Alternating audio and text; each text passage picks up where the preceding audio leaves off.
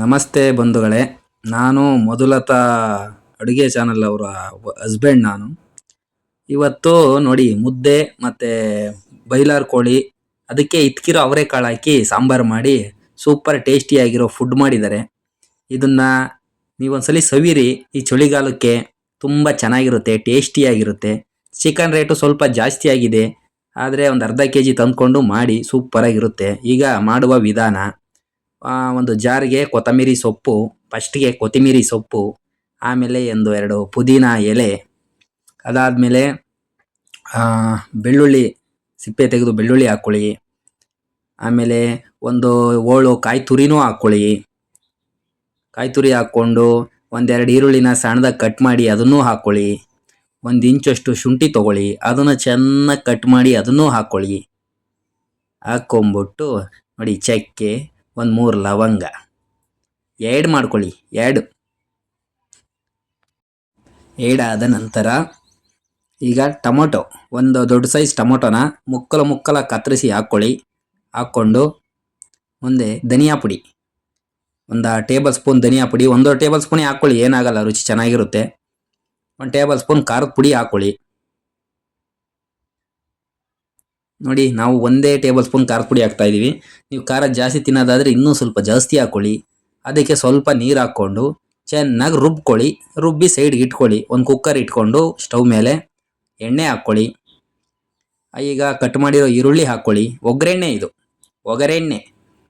ಒಗ್ಗರಣೆ ಹಾಕ್ಕೊಂಡು ಈಗ ಅದರೊಳಗೆ ಚೆನ್ನಾಗಿ ಫ್ರೈ ಮಾಡಿ, ಗೋಲ್ಡನ್ ಫ್ರೈ. ಇಲ್ಲ ಅದರಲ್ಲೇ ಈ ಚಿಕನ್ನು ಹಾಕಿ ಮಾಡ್ಕೋಬೋದು. ನಾವು ಸಪರೇಟ್ ಮಾಡ್ತೀವಿ. ನಾವು ಗ್ಯಾಸ್ ರೇಟ್ ಕಮ್ಮಿ ಇದೆಯಲ್ಲ, ಅದಕ್ಕೆ. ಈಗ ಅದಕ್ಕೆ ಚಿಕನ್ ಹಾಕ್ಕೊತೀವಿ. ಚೆನ್ನಾಗಿ ತೊಳೆದಿರ್ತಕ್ಕಂತಹ ಚಿಕನ್ ಹಾಕ್ಕೊಂಬಿಡಿ. ಈ ಥರ ದಬಕ್ಕಂತ ಹಾಕ್ಕೊಂಬಿಡಿ. ಹಾಕ್ಕೊಂಡು ಹಿಂಗೆ ತಿರುಗಿಸ್ರಿ. ಹಿಂಗೆ ಚೆನ್ನಾಗಿ ತಿರುಗಿಸ್ರಿ.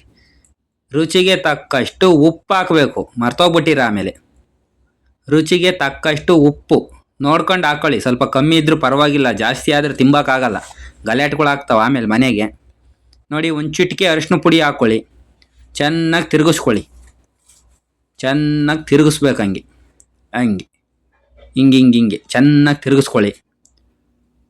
ತಿರುಗಿಸ್ತಾ ಇರಿ. ನೋಡಿ, ಈ ಥರ ಆಗಬೇಕೆಲ್ಲ. ನಾನು ಬೆಂದಿದ್ದೀನಿ ಅಂತ ಚಿಕನ್ ಹೇಳಬೇಕು. ಆವಾಗ ನೋಡಿ, ಅವರೆಕಾಳು ಸುರ್ಕೊಂಬಿಡಿ. ಇತ್ಕಿರವ ಸುರ್ಕೊಂಬಿಟ್ಟು ತಿಪ್ಕೊಳ್ಳಿ. ಚೆನ್ನಾಗಿ ತಿರುಗಿಸ್ಕೊಳ್ಳಿ.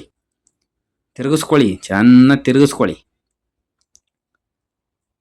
ಈ ಥರ ನೋಡಿ, ಒಂದ್ಸಲಿ ಮೇಲಕ್ಕೆ ಜೂಮ್ ಹಾಕಿ ನೋಡಿ, ತಿರುಗಿಸ್ಕೊಳ್ಳಿ.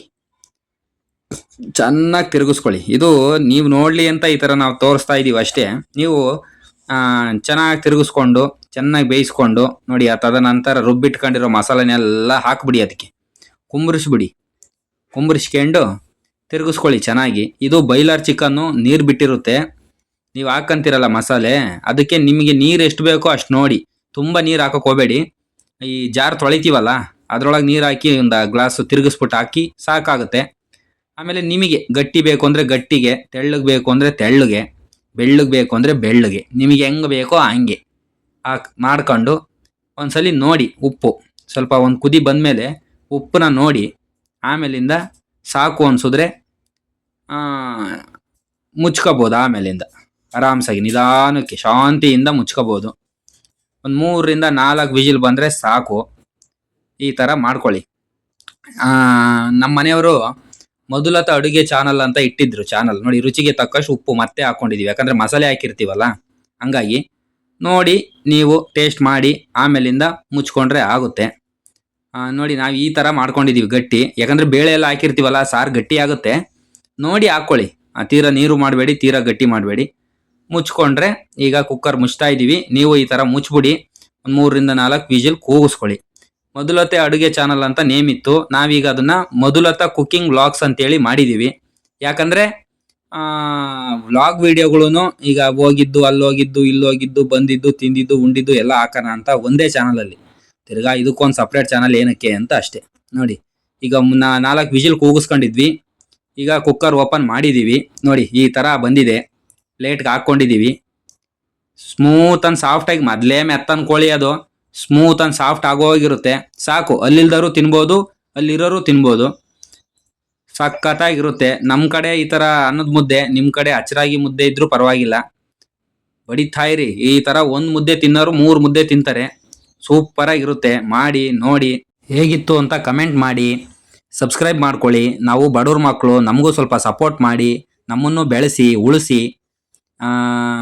ಇಷ್ಟ ಆದರೆ ಈ ವಿಡಿಯೋ ಅಡಿಗೆ ನಿಮಗೆ ಇಷ್ಟ ಆದರೆ ಮಾಡ್ಕೊಳ್ಳಿ, ತಿನ್ನಿ, ಖುಷಿಯಾಗಿರಿ. ಸಬ್ಸ್ಕ್ರೈಬ್ ಮಾಡ್ಕೊಳೋದು ಮರಿಬೇಡಿ. ಕಮೆಂಟ್ ಮಾಡೋದಂತೂ ಅಸಲು ಮರಿಲೇಬೇಡಿ. ಓಕೆ, ಬಾಯ್ ಬಾಯ್.